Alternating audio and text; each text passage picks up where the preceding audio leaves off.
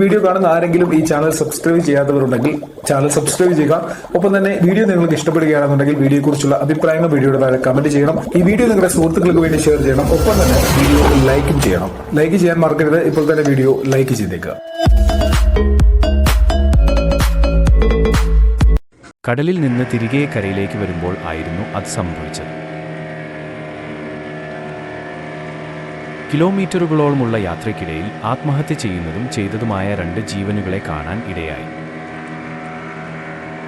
കടലിൽ നിന്ന് എൻ്റെ വള്ളത്തിലേക്ക് ചാടി വീണ് ആത്മഹത്യ ചെയ്യുന്ന നൂറുകണക്കിന് മത്സ്യങ്ങളെ ആയിരുന്നു ഞാൻ ആദ്യം കാണുവാൻ ഇടയായത്.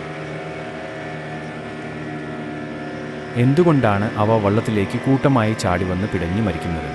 ഇന്നും ഉത്തരം കിട്ടാത്ത ചോദ്യമാണ്. യാത്ര ചെയ്യുന്ന വഴികളിലെല്ലാം ഇതുപോലെ മത്സ്യങ്ങൾ വള്ളത്തിലേക്ക് ചാടികയറുന്നത് മൂലം ഓരോ മത്സ്യത്തിൻ്റെയും ജീവൻ നഷ്ടപ്പെട്ടുകൊണ്ടിരിക്കുന്നു. എനിക്ക് നോക്കി നിൽക്കുവാൻ മാത്രമേ കഴിഞ്ഞിരുന്നുള്ളൂ. സാധാരണ മത്സ്യത്തൊഴിലാളികളായ ഞങ്ങൾ വേട്ടയാടി മത്സ്യങ്ങളെ കൊന്നുതള്ളിയാലും ഇതുപോലെ ഒറ്റപ്പെട്ട് വള്ളങ്ങളിലേക്ക് ചാടികയറുന്ന മത്സ്യങ്ങൾ ശ്വാസം ലഭിക്കാതെ പിടയുന്നത് കണ്ടാൽ അവയെ പിടിച്ച് കടലിൽ തന്നെ ഉപേക്ഷിക്കാറാണ് പതിവ്. പക്ഷേ ഇന്നും ഞാൻ തനിച്ചായതുകൊണ്ടും വള്ളത്തിൻ്റെ നിയന്ത്രണം എൻ്റെ കൈകളിൽ ആയതുകൊണ്ടും എനിക്കിതിന് പറ്റിയില്ല.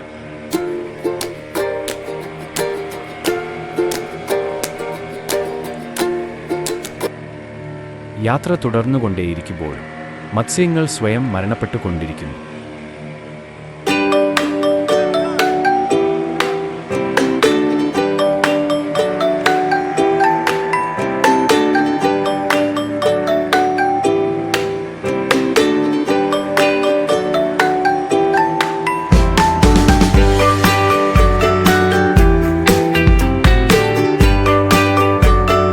എന്തായാലും അതൊരു സങ്കട കാഴ്ചകളായിരുന്നു.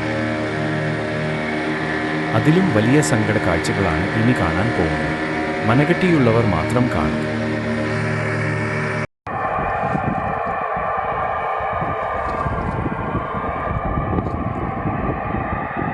തുടർന്നുള്ള യാത്രക്കിടയിൽ ഒരു വലിയ ദുർഗന്ധം അനുഭവപ്പെട്ടു.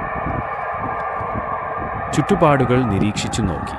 പേടിപ്പെടുത്തുന്ന കാഴ്ച ആയിരുന്നു അത്.